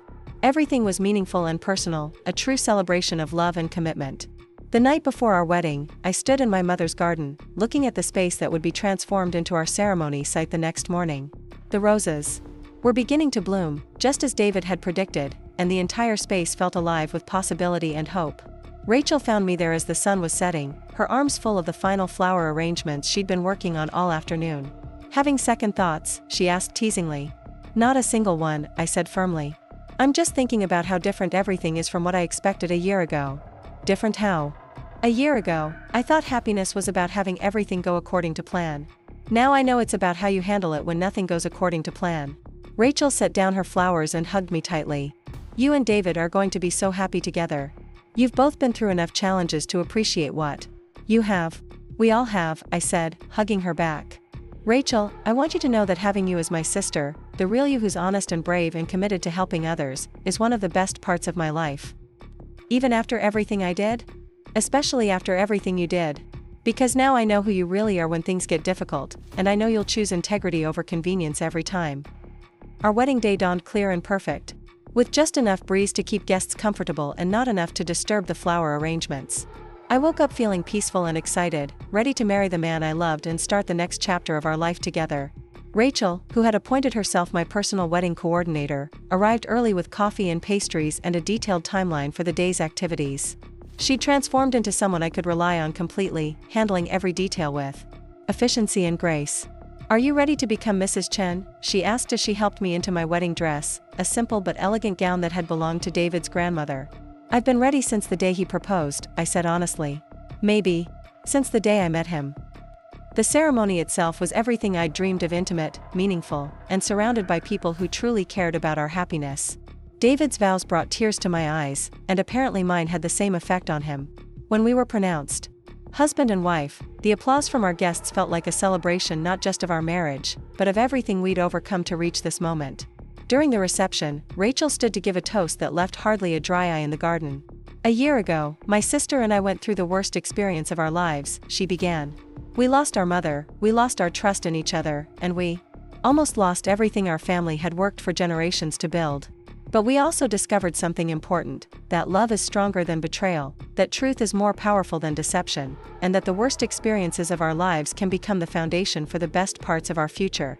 Emma and David, your love story grew out of crisis and adversity, which means it's built to last through anything life might throw at you. Here's to a marriage founded on real love, honest communication, and shared commitment to making the world a better place." As David and I danced our first dance as husband and wife, I thought about the journey that had brought us to this moment. My mother's death, Tyler's betrayal, Rachel's manipulation, the federal investigation, the foundation, the legal clinic, all of it had led to this garden, this man, this life that felt both earned and blessed. "What are you thinking about?" David murmured in my ear as we swayed to the music. "I'm thinking about how grateful I am for every single thing that happened to bring us together," I said. "Even the painful parts." "Even Tyler?" "Especially Tyler. Without him, you and I never would have met. Rachel never would have found her calling. The foundation never would have existed. Sometimes the worst things that happen to us are actually the best things in disguise." David spun me around gently, and I caught sight of Rachel dancing with one of his cousins, laughing at something he'd said. She looked truly happy for the first time in months, free from the guilt and shame that had weighed her down for so long. "What do you think happens next?" David asked as the song came to an end. "Next, we build the life we've been planning," I said confidently. "We expand the foundation, we help more women, we travel to new cities, and we support each other through whatever challenges come our way." "And personally?" I smiled up at my new husband, this incredible man who had seen me at my most vulnerable and chosen to love me anyway. "Personally, I think we're going to be very, very happy." 5 years later, I can say with certainty that I was right. David and I now run a network of 12 women's financial empowerment centers across 6 states, each one preventing countless women from falling victim to the kind of predators who once threatened our family. Rachel completed her master's degree in social work and serves as our national program director, using her experience to train advocates and support survivors. Our marriage is everything I hoped it would be: a partnership built on mutual respect, shared values, and genuine affection. We've weathered challenges and celebrated successes together, always remembering that our love story began in crisis and grew stronger because of it. And sometimes, on quiet evenings when we're working late at the foundation office, I think about my mother and the safety deposit box that changed everything. I think about how her final act of protection set in motion a chain of events that transformed personal tragedy into public service, broken trust into deeper love, and family betrayal into a mission to help others. Mom always said that everything happens for a reason. I'm finally old enough to understand what she meant. Up next, you've got 2 more standout stories right on your screen. If this one hit the mark, you won't want to pass these up. Just click and check them out.